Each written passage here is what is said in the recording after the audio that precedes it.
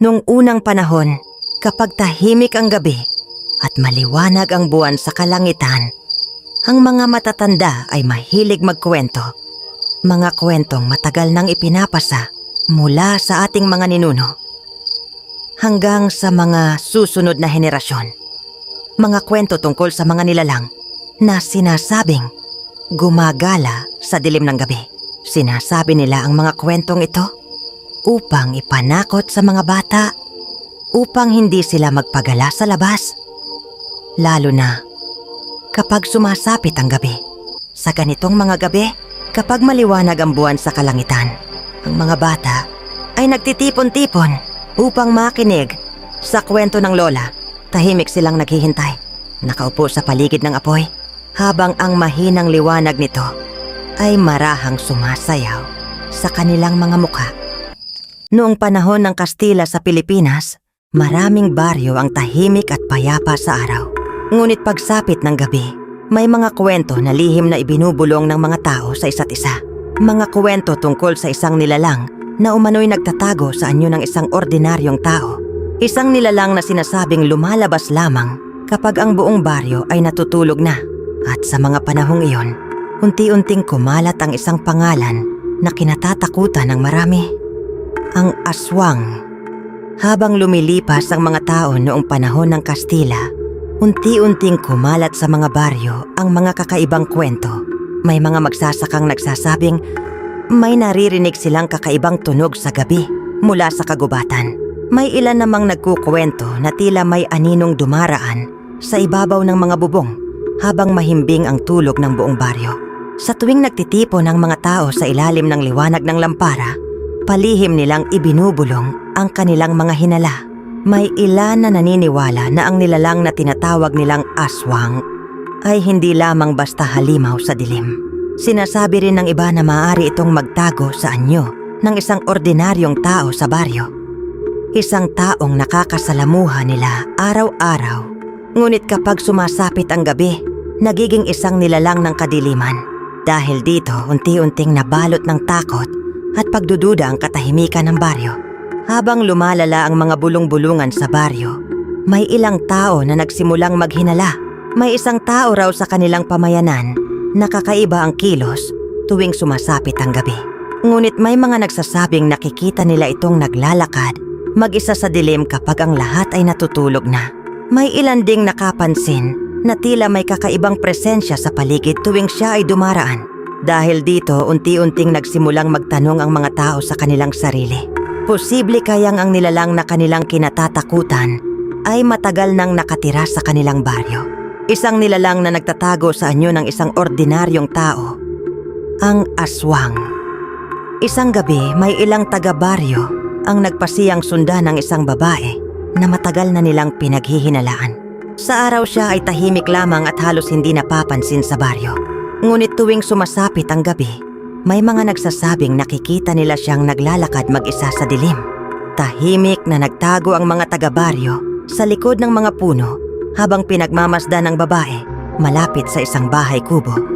Sa una, tila wala namang kakaiba. Ngunit makalipas ang ilang sandali, nagsimulang magbago ang kanyang kilos. Unti-unti siyang yumuko at ang kanyang mukha ay tila nag-iba sa ilalim ng malamlam na liwanag ng buwan. Ang kanyang mga mata ay naging mabangis at ang kanyang galaw ay hindi na tulad ng isang ordinaryong tao. Sa sandaling iyon, napagtanto ng mga nagmamasid ang kanilang kinatatakutan.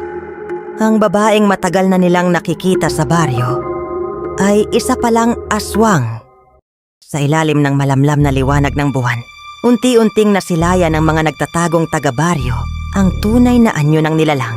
Ang babaeng kanilang kilala sa baryo ay hindi na mukhang isang ordinaryong tao.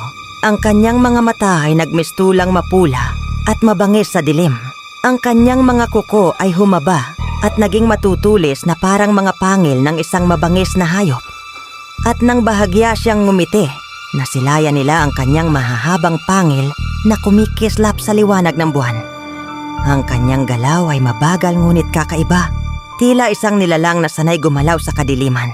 Sa sandaling iyon, wala nang pagdududa sa isip ng mga nagmamasid. Ang kanilang kinatatakutang alamat ay totoo. Isang aswang ang matagal nang nakatira sa kanilang baryo. Habang nakatago pa rin sa dilim ang mga taga-baryo, napansin nila ang kakaibang katahimikan ng paligid. Ang hangin ay tila biglang tumigil at ang mga dahon ng puno ay halos hindi gumagalaw. Pagkatapos ay may narinig silang isang mahinang tunog mula sa kadiliman. Isang tunog na hindi nila kailanman makakalimutan. Tik, tik, tik. Ang tunog ay tila nanggagaling sa kung saan, ngunit hindi nila matukoy kung saan ito nagmumula. Habang tumatagal, lalo itong lumalapit at sa bawat paglapit ng tunog, mas lalo nilang nararamdaman ang takot dahil ayon sa mga lumang kwento sa baryo, kapag narinig mo ang tunog na iyon sa gabi, maaring may aswang na gumagala sa dilim.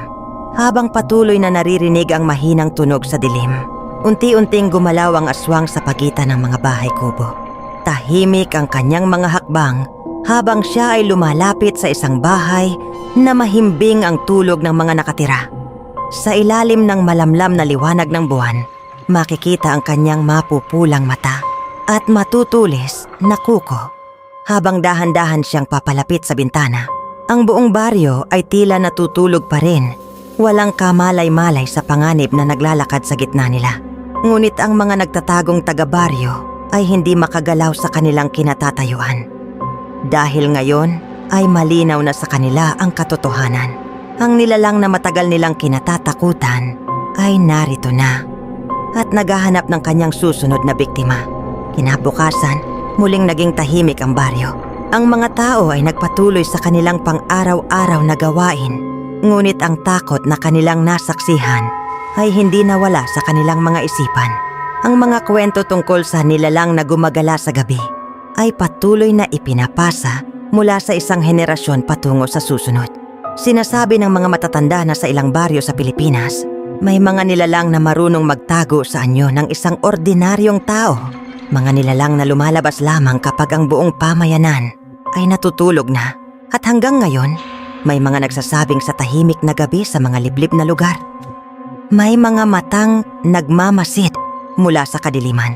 Mga matang pagmamay-ari ng isang nilalang na matagal nang kinatatakutan ng mga tao, ang aswang. At yan nagtatapos ang ating kwento ngayong gabi.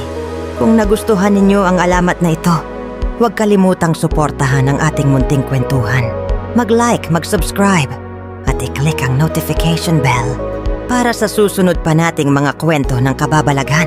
Hanggang sa muli, sa ilalim ng maliwanag na buwan.